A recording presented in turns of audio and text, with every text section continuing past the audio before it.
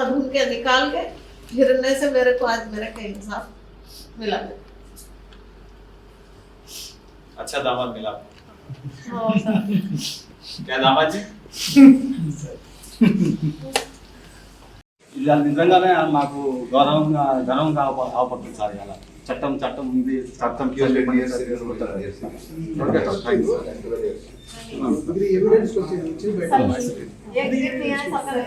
नहीं आने की बोले तो भी मेरे स्कूल के वास्ते तो आके बैठती थी साहब।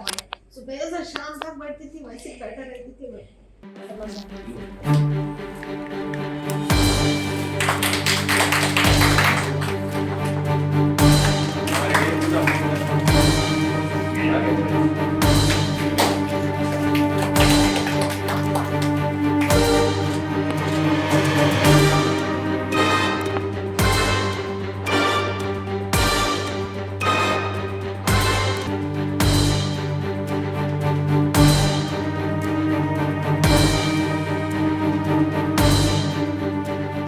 అందరికీ నమస్కారం.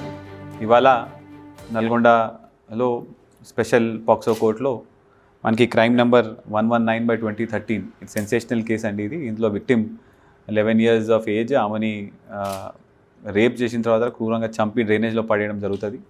ఆ కేసుని ఇప్పుడు దాకా 4 IOs అందరూ ఇన్వెస్టిగేట్ చేసిన తర్వాత ఛార్జ్షీట్ వేసిన తర్వాత ట్రయల్ కూడా ఒక 6-7 years నడిచింది. ఈ ట్రయల్లో కూడా పీపీ గారు చాలా మంచిగా ఫాలోఅప్ చేయడం వల్ల ఇవాళ మనకి డబుల్ డెత్ పెనాల్టీ కోర్టు విధించిందండి. అంటే 302లో కూడా డెత్ పెనాల్టీ వచ్చింది. అదేవిధంగా పోక్సో కేసులో కూడా డెత్ పెనాల్టీ రావడం జరిగింది. ఇది ఉమ్మడి నల్గొండ జిల్లాకు సంబంధించి అప్పట్లో ఇది ఫస్ట్ పోక్సో కేసు అండి. దీనికి సంబంధించిన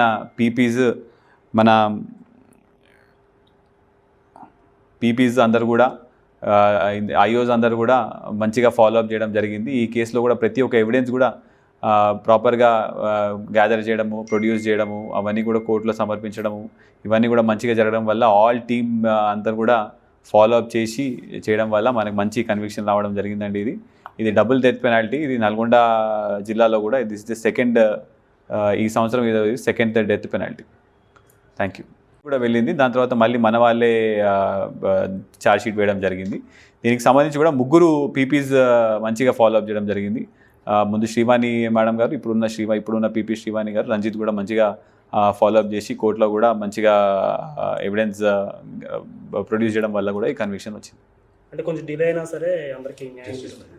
ఎస్, కొంత డిలే అయినా కూడా అందరికీ కూడా జస్టిస్ వచ్చింది. ఎస్పెషలీ విక్టిమ్ వాళ్ళ ఫ్యామిలీ కూడా చాలా సంతోషంగా they are also very happy justice has been served. So దీనివల్ల ఇప్పుడు మీరు చూస్తే నల్గొండ జిల్లాలో ఇప్పుడు దాకా మనకి 14 కేసుల్లో 20 సంవత్సరాల కన్నా ఎక్కువ శిక్ష పడింది. ఎస్పెషలీ అన్ని grave cases, POCSO cases, murder కేసులు కూడా శిక్ష పడుతున్నది. కన్విక్షన్ రేట్ కూడా పెరిగింది. సో మా పోలీస్ డిపార్ట్మెంట్ తరపు నుంచి ఇంకొకసారి ఎవరైనా ఏమైనా అఫెన్స్ చేస్తే బయటపడవచ్చు అనే ఉద్దేశం ఉంటే మాత్రం కంపల్సరీగా తప్పుదారిలో వెళ్తున్నట్టే అర్థం. కన్విక్షన్ అనేది కంపల్సరీగా వస్తుంది. తెలంగాణ పోలీస్ ప్రాసిక్యూషన్ డిపార్ట్మెంట్ అందరూ కూడా కన్విక్షన్ వచ్చే విధంగానే ఫాలోఅప్ చేస్తున్నాం. Thank you. అందరికీ నమస్కారం. ఈ కేసుకు సంబంధించి ఇది SC 121/2015. ఇది ఉమ్మడి నల్గొండ జిల్లాలో పోక్సో యాక్ట్ అనేది వచ్చిన తర్వాత ఇది మొదటి కేసు అండి. దీనికి సంబంధించి వివరాల్లోకి వస్తే అక్యూజ్డ్ విక్టిమ్ని మభ్యపెట్టి తీసుకొని వెళ్ళి టీ ప్యాకెట్స్ అమ్మే ఒక చిన్న మైనర్ అమ్మాయిని 11 years ఓల్డ్ బేబీని తీసుకొని వెళ్ళి సెక్షువల్ అసాల్ట్ కమిట్ చేసి దేర్ ఆఫ్టర్ ఆ అమ్మాయిని చంపేసి తీసుకొచ్చి మురికి కుంటలో వేయడం జరుగుతుంది. సో దీనికి సంబంధించి మన పోలీస్ వాళ్ళు ఇన్వెస్టిగేటింగ్ ఏజెన్సీ సాక్షులని on time to time produce చేశారు. ఇది ట్రయల్ చేసేటప్పటికి 2-3 పీపీలు కూడా మారి ఉన్నారు. సో లాస్ట్ నాకు వచ్చింది ఈ కేసు. నన్ను స్పెషల్ పీపీగా నా ఎఫిషియన్సీని గుర్తించి మా డిఓపి గారు స్పెషల్ పీపీగా నాకు ఈ కేసుని ఎంట్రస్ట్ చేశారు.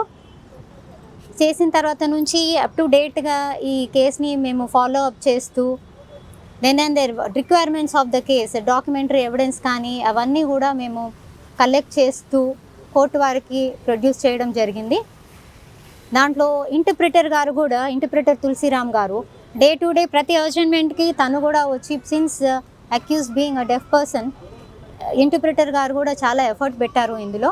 సో డే టు డే మాకు చిన్న సాక్ష్యాలని డాక్యుమెంటరీ ఎవిడెన్స్ని ఎక్కడెక్కడ ఏమైనా మిస్ అయి ఉన్నా కూడా మేము వాటిని తీసుకొచ్చి కోర్టు వారికి ప్రొడ్యూస్ చేయడం జరిగింది.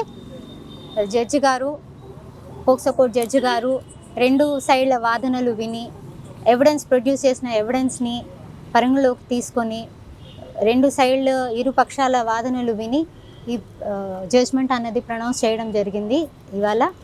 సో ఇందులో నాకు సపోర్ట్గా నిలిచిన ప్రతి ఒక్కరికి, ప్రతి పోలీస్ అఫీషియల్కి and especially my family, my husband who has supported me and మా కో ప్రాసిక్యూటర్ రంజిత్ కుమార్ గారు కూడా చాలా సపోర్ట్ చేసి ఇవాళ ఈ తుది నిర్ణయం అన్నది జడ్జి గారు ఇవ్వడం జరిగింది.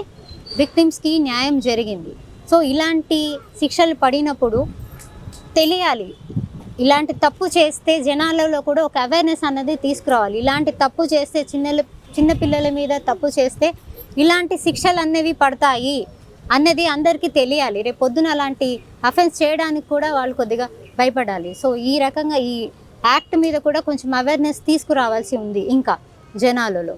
So I thank all the police officials, my colleagues, my family who supported me. Okay.